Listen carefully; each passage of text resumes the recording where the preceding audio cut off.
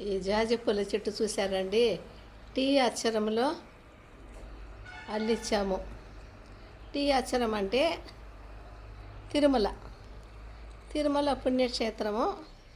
ఇష్టం లేని వాళ్ళు ఉండరు. తిరుమల కలియుగ దైవము వెంకటేశ్వర స్వామి. అందరికీ ఆ దైవం అంటే చాలా ఇష్టం. అందుకే టీ అక్షరంలో జాజి పూల చెట్టును అల్లించాము. ఈ తీగలు చూస్తుంటే, ఈ అల్లించుండే విధానం చూస్తుంటే తిరుమల తిరుపతి దేవస్థానము గుర్తొస్తుంది.